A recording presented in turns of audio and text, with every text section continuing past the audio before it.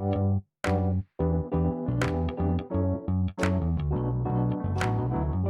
by Riverside.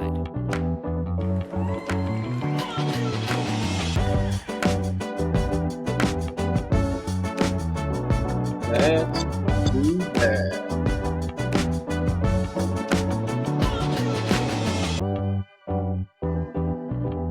On everybody, this is Wally Walsek, and you are listening or watching the That's Too Bad podcast. Last time we talked, we were predicting the PGA Championship. I know it's been a while since I've been able to record, so let's do just a quick recap, and then we'll start diving into this stuff. PGA Championship, a little over a month ago now.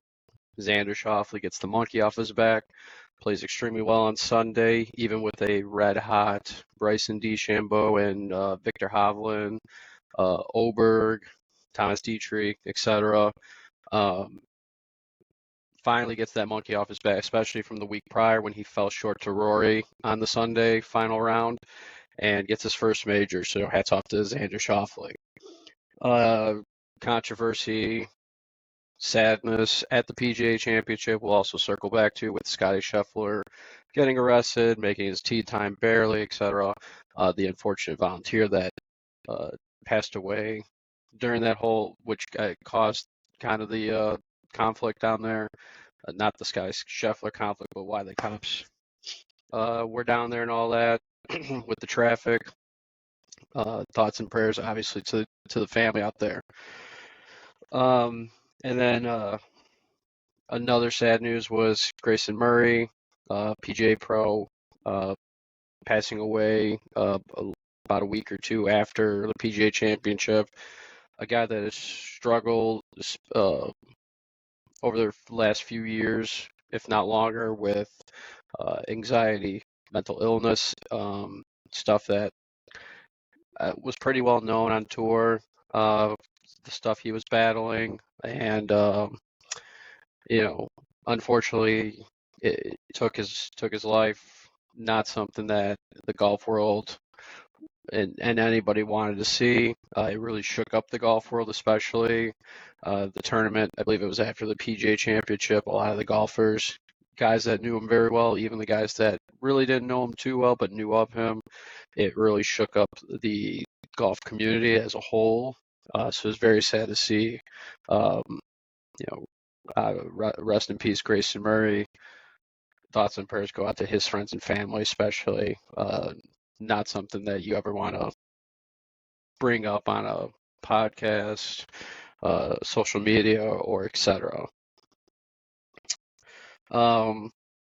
We just finished the US Open, and one of the I would put him up there right now as one of the most dominant golfers next to Scottie Scheffler, at least in 2024, and that's Bryson DeChambeau. Gets the win in fashion too, down to the last hole.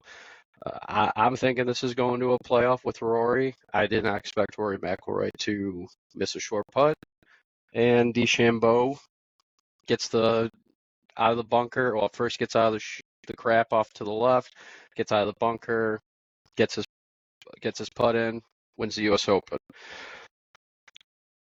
And then, if you're on social media, you saw Charley Hall, not even controversy, just sparking a lot of funny drama with the cigarette in her hand or in her mouth, signing autographs.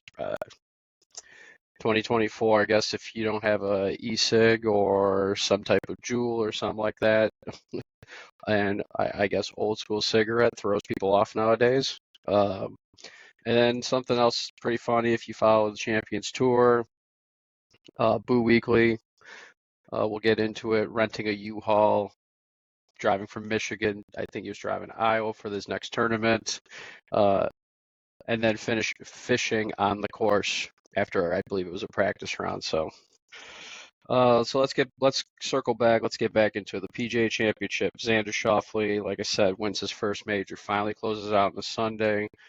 Something that I think is really hovered over his head, over his career so far. I mean, he's won at the Olympics. He's won a lot of different tournaments. He's been on Ryder Cup teams, President Cup teams, etc. The one thing that's been off his resume, obviously, is winning a major. This guy's played extremely well in majors in the past, and he's a great golfer from tee to green. Has always struggled finishing it on a Sunday. We've seen him, I think, numerous times over the last 3, 4, 5 years. He has held a lead in a major at some point, whether it's through 1 round, 2 rounds, or 3 rounds going into the last day, and finally gets that off his back, off his resume is I can't close out the tournament. Someone that just I think represents golf in all fashions and anything really well. You never hear too much of him off the course. If you watch him on different YouTube channels and stuff like that, it seems like he's a funny guy, great guy to watch and follow tournament. It was good to see him finally win. I know people on social media and etc. were not too thrilled with how the PGA Championship overall, I think, scoring was. I mean, we saw PGA Champion. I mean, it was, I think, record-breaking scoring for the PGA Championship. I mean, Schauffele edges out DeChambeau with a total minus 21, DeChambeau 20, Hovland 18. I mean, for a lot of people, I heard major championship golf should not be that high of scoring. I disagree. I was listening to the Subpar podcast a few weeks ago, and I kind of agreed that it's not I don't think it matters what the number on the scorecard is. I think major golf needs to be competitive down to the last day, and really, if you can get it down to the last shot. We didn't see that at the Masters. Scottie did what Scottie did and blew the field out right away on a very tough 4-day course at Augusta. There was really no competition. I mean, Scottie kind of went into Sunday, we all know, and just played lights out. I mean, no one was going to catch him. If you're a Scottie fan, that's great. If you're a fan of just golf in general, at least my perspective, you don't really want to see that. You want to see it come down to the end. Going into Sunday, you were basically just now playing for second, third, etc. We already knew who won. We already knew the green jacket, who it was getting sized up for. But then you get to this PGA Championship, and Valhalla is not an easy course by any means, even though the scoring might not depict that. It's hosted several tournaments in a Ryder Cup in the past. They made it definitely easier, certain holes easier on certain days. Like on 18, they were baiting players to go for on a par 4, kind of an island green, and only I think one really attempted it, and he got it. Everybody else played safe, and I think everybody fan-wise hated that. Hit the iron up the middle, get on the green, and where the pin location was in relation to the ridge, it was a relatively easier birdie on the scorecard. I thought there was a chance DeChambeau was going to go for it. When you're chasing Schauffele and you want to get if you want to claw back the score a little bit as quickly as possible, I thought that was the route he was going to go. He's probably the only one that I was very shocked that didn't do it.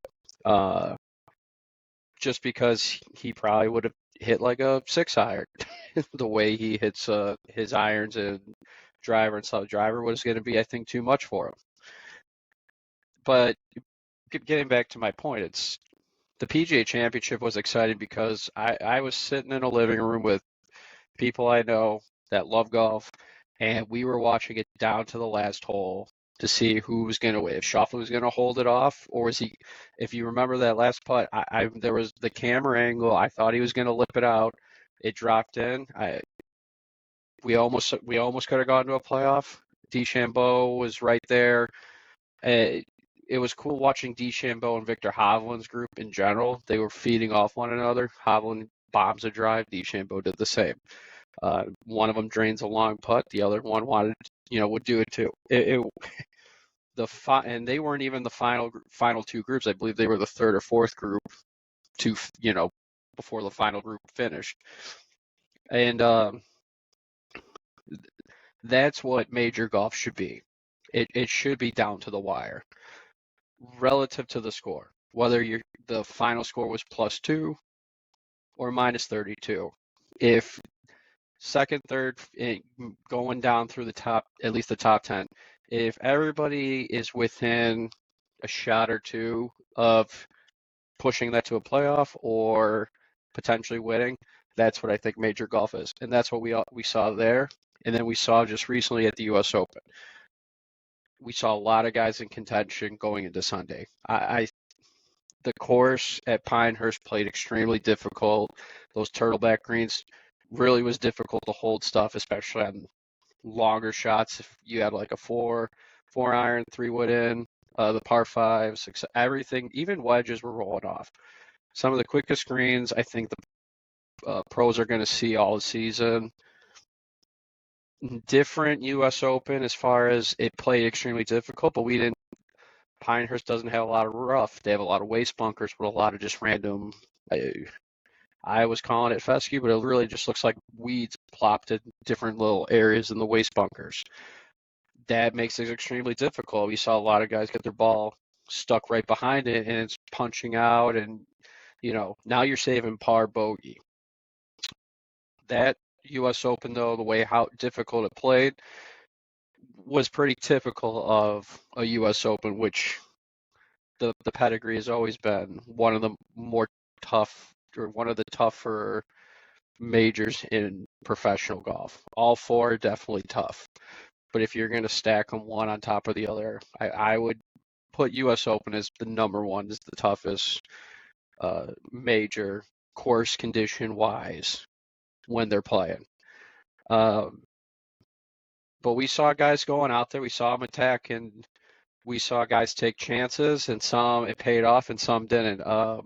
Matthew Pavon, the Frenchman, day 2 or 1 or 2, just draining a couple different eagles, which the way the greens were playing all weekend, all 4 days, eagles. I mean, if you got eagle, that was a blessing because guys were struggling to birdie. Tony Finau played extremely well. I thought he had a chance. One hole on Saturday really cost him, where he went from putting off the green, rolled into a bunker, chipping out of the bunker, rolled across. A hole that if he would have had par, might have contended for the final group going into Sunday. If not, he would have been at least in the second to last group. He had a bigger slope to climb Sunday, and he did. Just it wasn't enough. Finished in the top 5 though. It's good to see Finau's putting is a lot better and more consistent. Early this year, different grips, toe up, toe down. He was doing a lot of funky things. He was doing the Brandt Snedeker little punch putter style instead of just doing a nice simple smooth stride through it. Tony played extremely well all 4 days. I really thought we were going to see potentially him, but the way DeChambeau and McIlroy played, I think those two wanted to make a statement, say, well, we know Rory's trying to make a statement and win a major that he hasn't done in 10 years. DeChambeau's out here, I think, just living his best life. Patrick Cantley was up there. Like I said, Finau. I heard on a podcast Russell Henley, someone was taking Russell Henley as a sleeper pick. He finished in the top 10. Schauffele was up there too. Ludwig Olberg played well going in until towards the end of Saturday and beginning of Sunday. Still finished T12. Good for him. And the guy's been playing, for his rookie year, been playing outstanding golf all year in the majors and not the majors. And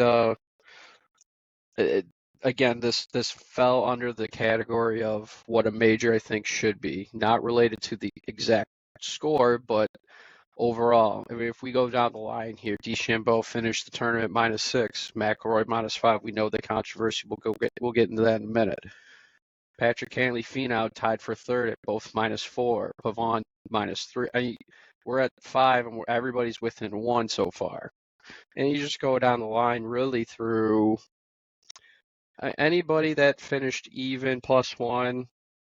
I mean, realistically, I thought they had a chance going into Sunday.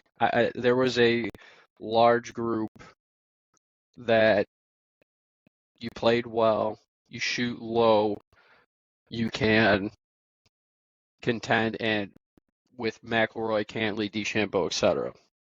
And there were not a lot of low scores in the Sunday final round. In fact, a lot of guys finishing +1 and even. Guys that played better Sunday, it just wasn't enough, shooting 2-3 under, were Finau, Russell Henley, Schauffele, Sam Burns, and Tommy Fleetwood that I can see right now in like the top 20.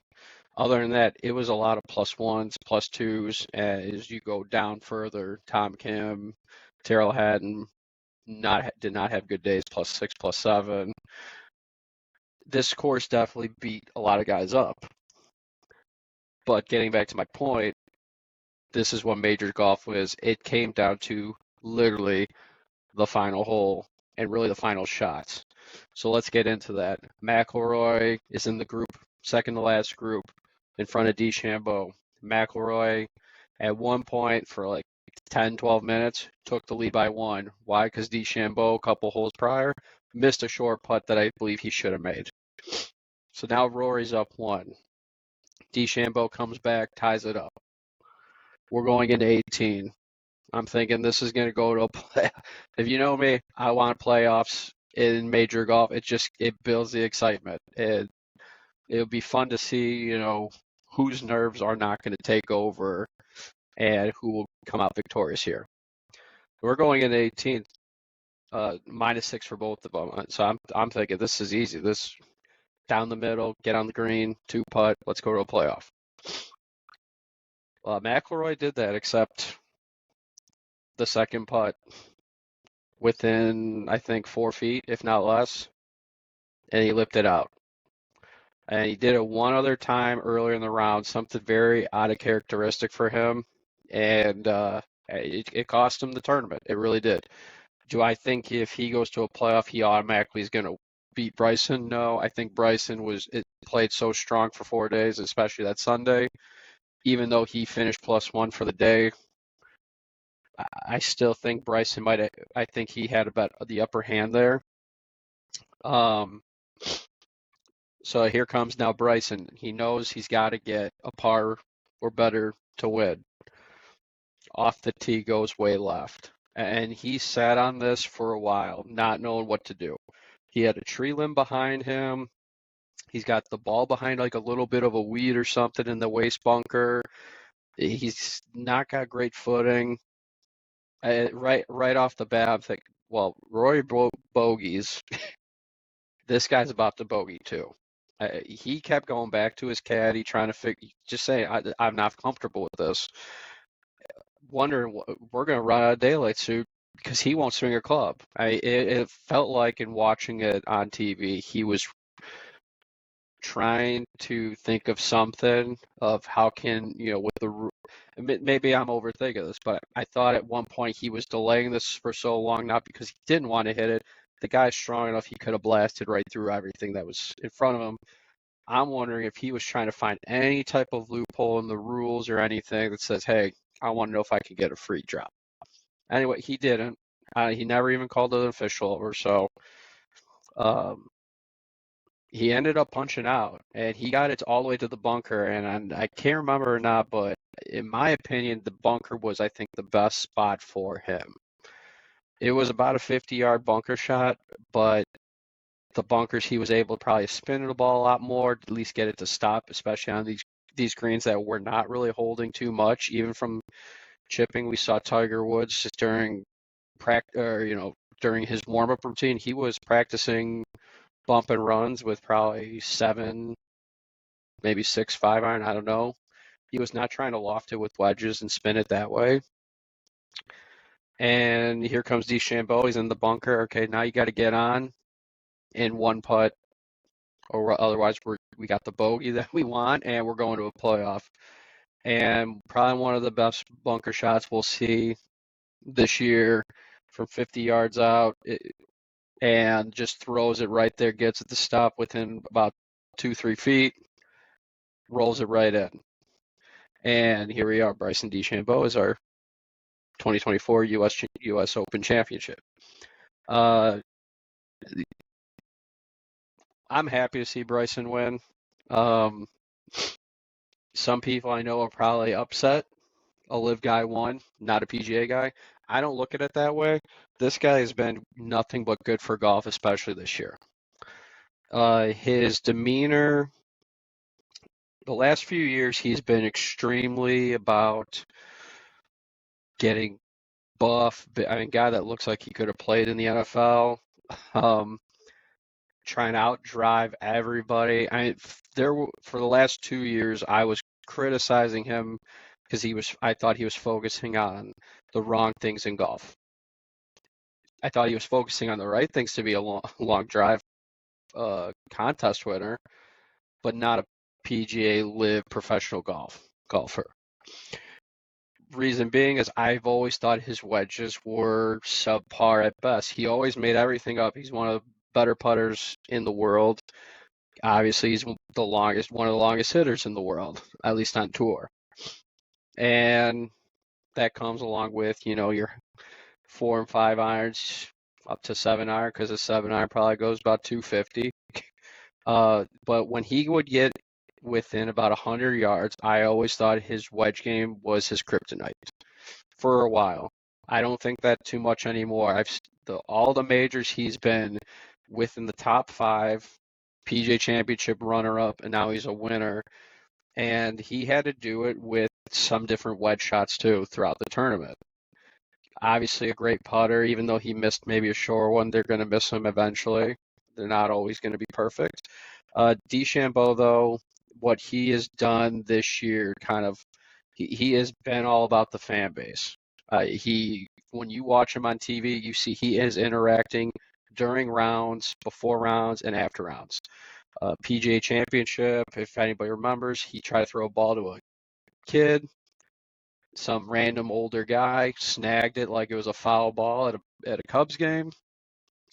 And he started walking, and DeChambeau stopped right going to the tee and yelled at that guy, got, I believe, an official or a police officer involved, and said, "That's for this kid. Get back over here," and made him get that ball back in the middle of the round. The stuff he's focused on, because he's one of these guys that if you follow him on social media, follow him on YouTube, he's all about expanding the game of golf. Not just within the professional level, not just within to feed into his pocket. He is very big on getting anybody and anybody on a golf course, whatever it is, driving range, putting green, par 3, play 9, play 18, whatever the case is. He is all about it. And you see it the entire time. And you saw after he won, all the people he's talking to and high-fiving and shaking hands with, all the people he mentioned in a speech after he had won, to all the people that he went into with the fans with the US Open Cup. All these fans are touching it and having a blast. He's made time for everybody. He even circles back at middle of the night when he's probably either had one too many or wants to continue partying and celebrating. Golf Channel, Johnson Wagner's trying to replicate the bunker shot, and he goes and he watches and he teaches him how to hit a bunker. The guy is just all about, being with everybody in golf. A very selfless guy right now in golf. Very good to see too, because this is not something we've really seen in the last couple of years, especially with the Live in the PGA debacle. We've seen a lot of selfish comments made about other people, why people, decisions and everything else. It's been so two-sided, so down the middle, so dramatic with the Live in the PGA. So many different comments and controversies and a lot of hostility towards one another. And then you got a guy over here, Bryson, who went to live, but he has really never been badmouthed. I mean, we know he's had the Brooks Koepka drama, but this is a guy that has just, especially like I said, especially this year, has just been extremely good for golf. I'm happy he won. The way he's been playing all year, you knew it was going to happen. Let's see what he's going to do at the British Open here at I believe it's Royal Troon or what? Yeah, Royal Troon. Of course, I wonder how much he's going to tear that place up. Excuse me, with his length. Of course, that I looked up a couple days ago. Only plays about 7,100 yards on a nice windy day in good old England. I'm sure he's going to be trying to get a lot of rollout drivers and stuff like that. So, but we'll kind of go into that. Royal Troon has always played, favorable towards the scorecards, meaning is we've seen a lot of low scores over 4-day periods. But we'll get into that. So, to wrap that part up, good for Bryson DeChambeau. Happy again to see him win. Rory's going to eventually win. I think everybody is getting extremely impatient because it's been 10 years, but Rory is right there. Again, something that he, you don't think he would do. Miss a 4-foot putt.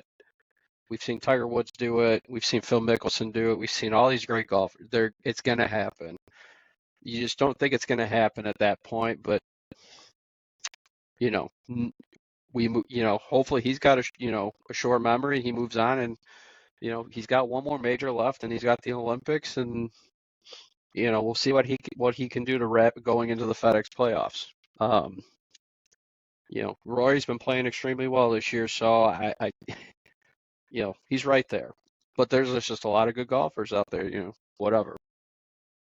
Only thing I didn't like was the way he handled that after the US Open. I get it. You miss a 4-foot putt to go to a playoff that potentially cost you to win your 5th major, first one in 10 years. It doesn't sit well. I get it. He stormed out. I mean, he didn't do any media. He didn't go up to Bryson afterwards, didn't congratulate him, didn't nothing. Grabbed his shit, walked out as fast as he probably walked into the place thinking, hey, I'm in a good spot to win this. He apologized, social media and stuff like that in the media the next day or 2 days later, whatever it was. It's fine. I get it. He explained himself. It wasn't the right thing to do. It was just the heat of the moment. Whatever. And Bryson's not salty about it from what we've seen either. I just, hopefully that's not going to be a trend in professional golf because there's just no place for that. Bryson didn't do anything to Rory for him to lose. Rory did it to himself because it's a one-man sport technically. He's got to just accept that. But again, I think Rory will bounce back, and we'll see what happens at Royal Troon in a few weeks. And yeah, we'll go on from there. So let's, I mentioned the Olympics. The Olympics are around the corner, and I'm not going to get too much into this one. I haven't looked at what formats and stuff is it. I just want to talk about real quickly. I think it's kind of BS how this is being handled with the golf rankings. A lot of great golfers are being left out, especially like we've just been talking about. Bryson DeChambeau is not even on here. The official golf ranking, unfortunately, ever since the split between the PGA and the LIV, the official golf rankings has just been kind of I don't know. In my opinion, it's kind of a disgrace the way it's being handled. I get it, LIV with 3 rounds of golf and this and that. They claim that it doesn't fit the PGA. There's probably a way. I don't know. I'm not too happy about it. We're not going to see all the best golfers represent their countries. We're going to see a great chunk of the best golfers. Guys like Bryson DeChambeau, Thomas Pieters is not on this list because I don't think he plays in the DP World Tour. I think he's strictly live. I haven't even gone through the entire list yet, but I know there's a bunch of guys on live that are not on here. It's just unfortunate that, again, this is just the status and where we're at in professional golf, especially now with the Olympics. These guys want to go represent their country, and they're not going to have that chance. It's unfortunate. I'm not happy to see that. No one cares what I say, though, so nothing's probably going to change. I do hope, though, that the official golf rankings eventually do change, because to leave off great golfers in their prime, to not let them represent their country, is complete bullshit, in my opinion. All right, so we've talked about the two majors, my opinion on the Olympics. Couple just funny story, social media posts and stuff like that let's just circle back to. Kind of comical. First is Charley Hall, one of the better LPGA players out there. She's on all the social media, documenting, she practices so much golf, from working out to, at the range to practice rounds, etc. But what's comical is she gets caught on someone's smartphone, iPhone, whatever, signing autographs, and she's got a cigarette hanging from her mouth. Someone told me that they heard her in an interview that she does the cigarettes because if she had a Juul or e-cigarette, whatever, in her pocket, she would be smoking that left and right till there's no more, till all the pod runs out. I guess cigarettes she smokes at a slower pace. I don't know. It's just funny that people were like shocked that a female golfer could smoke a cigarette while signing autographs. It was like it blew up social media, and I didn't understand it. I even remember listening to a podcast, and I forgot the golfer that was on the podcast, but he goes, if you guys think Charley Hall smoking a cigarette is wild, then it would just blow your mind to see what 99% of the rest of the professional golfers, both men and women, are doing while they're practicing or even on the course. I mean, we've known John Daly is a big cigarette smoker. We've seen Brooks Koepka and Dustin Johnson. They're big dippers. I mean, cigarettes have been around for a very long time. So, like, again, I'm just the fact that I don't know if it's maybe because she was smoking while signing autographs. I don't know. We've seen John Daly do it. He's golfing with a cigarette in his mouth, chugging a Diet Coke. Why that doesn't freak people out, I don't know. It was funny though. Her interview after the round was pretty comical because I don't think she played too well, and yet I think she had more attention on her than the actual leader of the tournament. And she said it was kind of funny too, that people are coming up to her and handing her, trying to give her like little notes and all this stuff, and she go, I'm not even doing well. And yeah, and she just flat out goes, yeah, I smoke a cigarette here and there. What, it's just funny and interesting how that all sparked. My other favorite story that I saw I was watching it on a PGA Championship Tours Instagram. They interviewed Weekley, who leaving, I believe it was the state of Michigan, from a tournament, and him and his wife could not get a rental car to save their life. Rental car completely out of everything. Had to make the drive from Michigan to Iowa, and he said that his wife suggested, why don't we go to U-Haul? And he rented one of those big-ass trucks for golf clubs and probably some duffel bags, drove it to Iowa like it was a rental, and dropped it off at U-Haul, made the tournament. And what was funny was he was telling this story while he's fishing on the course, probably after the practice round. One of the most ingenious things I think I've ever heard of. If you're at a place runs out of rental cars, see if there's a U-Haul right there and just go rent the truck. I bet it's cheaper. That was hilarious. I've never ever contemplated that. I've never heard anybody ever mention or contemplate, why don't you just go to U-Haul and rent the car, rent the truck if the you get off a plane and they're out of rental cars. That is definitely one of the more interesting things I've ever seen or heard. And, kudos to his wife for being smart. Uh, okay. So we've talked about the PGA Championship, the US Open, the second and the third majors in the PGA Tour. If you live in Illinois, southwest suburb, you know that there's a fifth major out there. This week, Ziegfeld Troy Golf, par 3, family golf course. I used to work for them on the grounds crew, driving range, mini golf course. ZTO 2024 is kicking off tomorrow, practice round kicking off Saturday.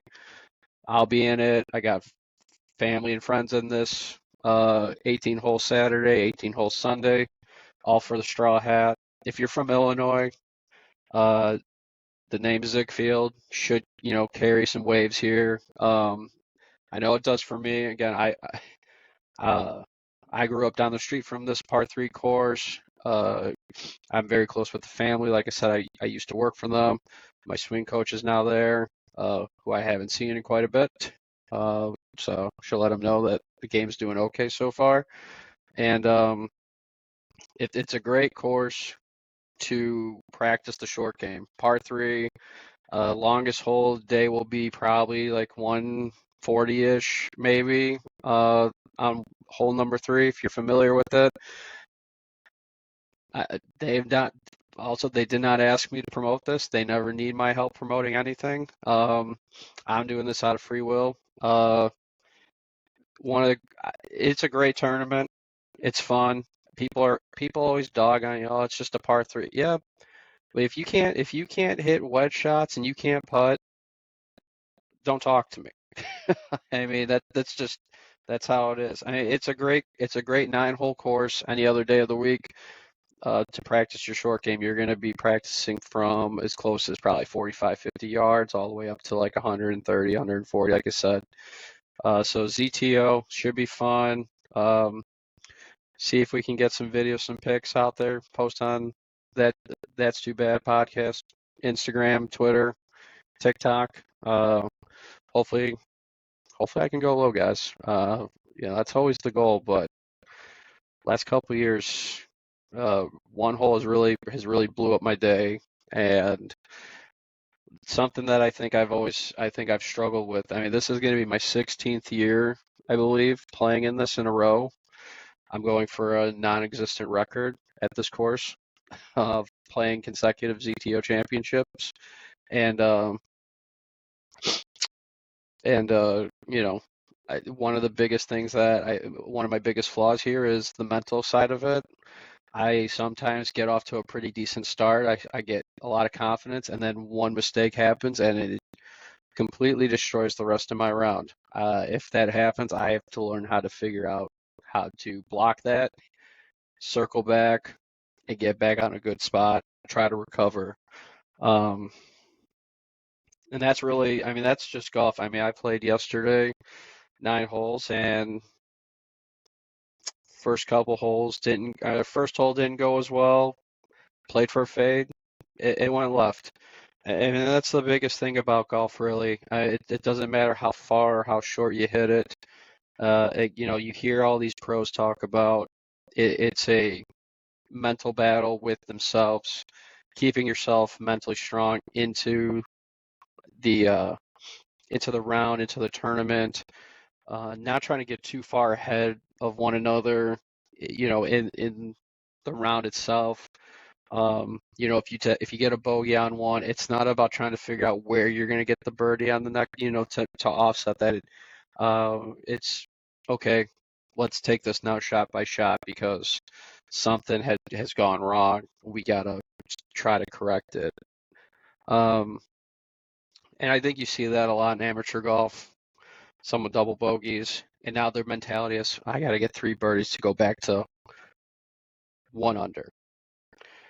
Yeah, that's true, but you shouldn't be looking 3 holes ahead. As amateur golfers, especially, I mean, even professional golfers, I think you hear them talk about, if once they make that bogey, once they make that double bogey, or they make some type of error, it's literally about trying to phase that out and move on. And when you don't, it just continues to unravel. And we saw Max Homa one day at the US Open last week. It might have been, I don't know if it was Friday or Saturday. I mean, a guy that's usually pretty consistent off the tee in the fairway. He struggled off the tee. He didn't know if the ball was going to go left or right. Normally, a guy that I think plays a slight left to right fade, he sets up for the fade and it draws. He sets up for a draw and it fades. It really threw him for a loop. I mean, watching him on the tee box while I believe it was Bryson he played with that day is swinging, and he's up there behind Bryson without a club in his hand, and he's just trying to figure out what's going on with the hands, what's going on with the shoulders, where's his arms at in relation to the swing.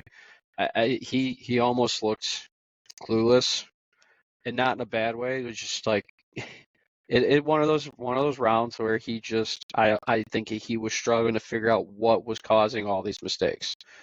That happens. That's golf. It definitely will rebound. Max Homa is a great player, so he'll figure it out, whether he did it after that round at the range the next day or even the next tournament. That guy's an elite golfer, and I'm sure that's not going to be an issue for too much longer for him.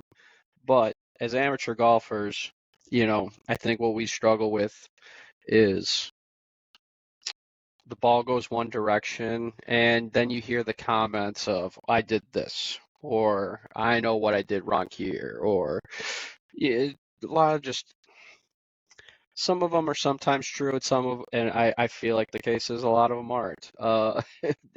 And I think they're trying to either convince themselves that that's what caused their snap hook or whatever it is, or why they chunked a wedge or something like that. And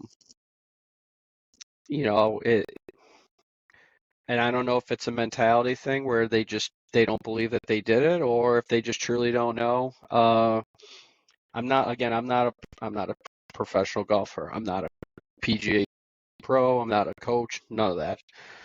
I don't really give out advice, even if someone asks. I mean, I might say one or two things, but again, take my advice with as much grain of salt as possible, because I don't want to hear that I'm the cause of any issues. But a lot of it, it's different pieces. I mean, this from the setup to your backswing to your downswing. And you'll see on my Instagram, or the That's Too Bad podcast Instagram, I have my own videos out there, my swing. I mean, I'm not a perfect golfer when it comes to my swing. I'm very overcritical right now, especially. I am struggling to get my hips to rotate through. I have had this problem now for the last couple of years. I don't know if it's relation to my stiffness in my back and my hips. I don't know if it's my mechanics. I mean, part of it is, part of it I don't think it is. I think part of it is I do have stiffness in my back that I suffer from that is causing it. I do have a lot of different things, and you'll see in my swing, my hips stall out, my right foot goes off, I end up rotating off the back of my heel instead of the balls of my feet, and usually then kind of causes me to kind of flip my wrist under the ball a little bit. I do have which then it does irritate me to a degree, because I struggle with the lag a little bit. I struggle to flight the ball a little bit.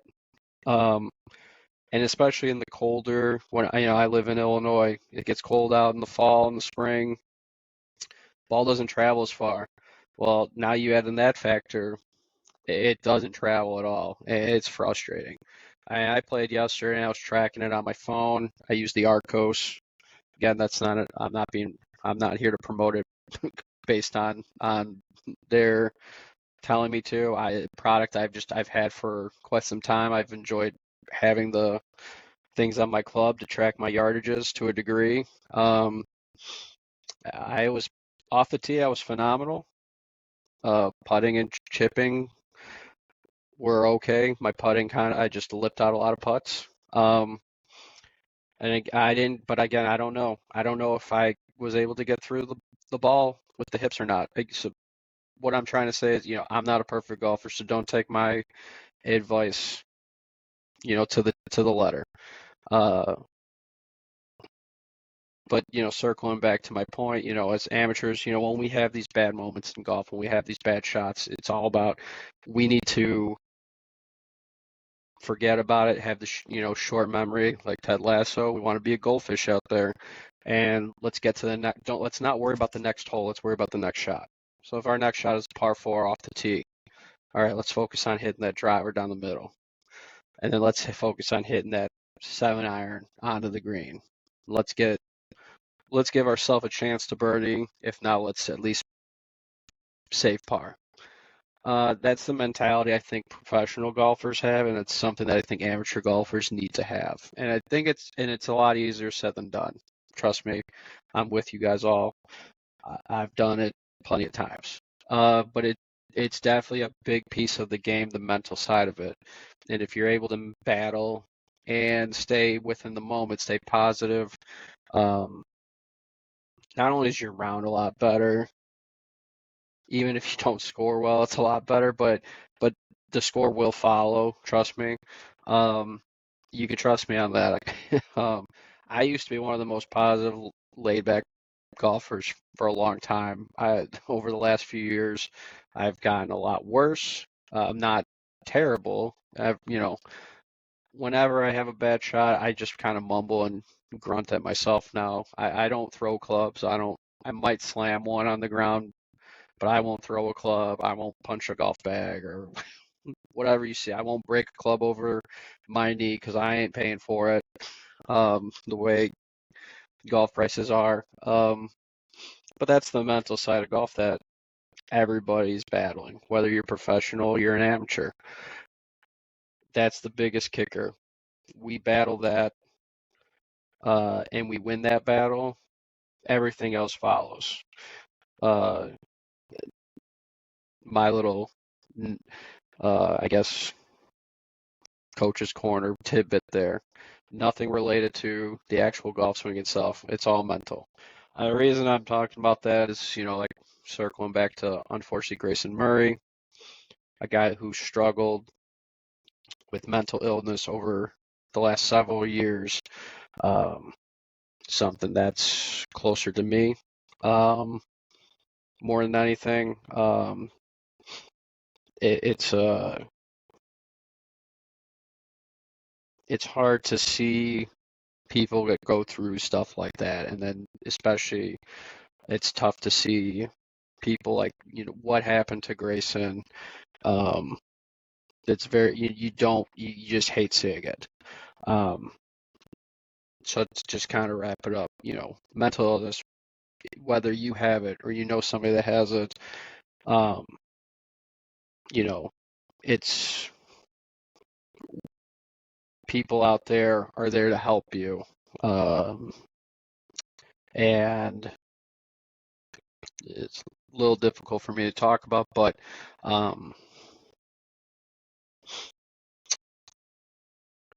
I think what you hear the phrase, it's okay to not be okay. And that's true. No one's perfect out here. We all go through our own battles and stuff like that.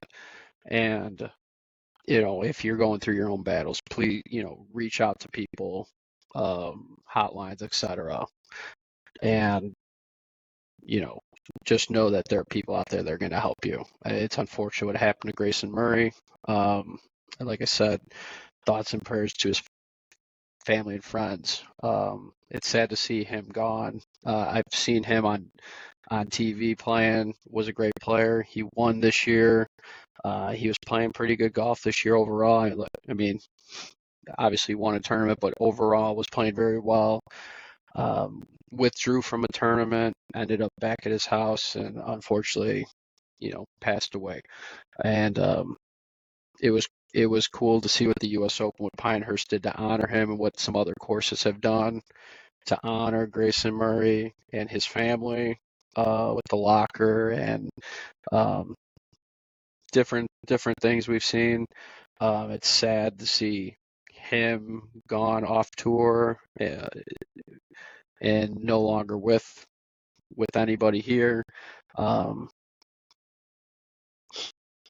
yeah, if you're someone that does struggle with mental illness, you know,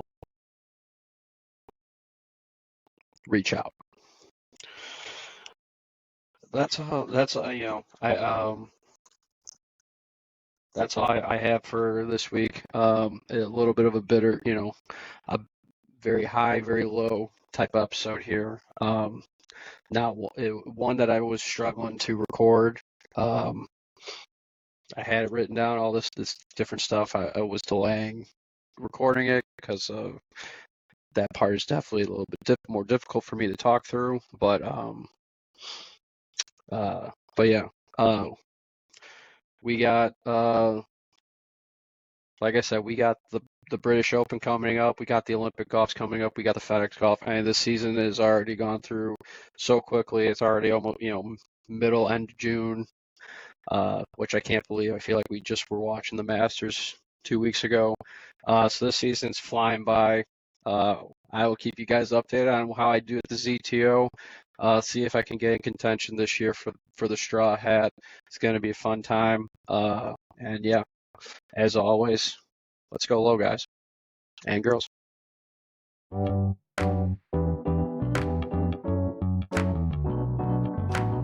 Powered by Riverside.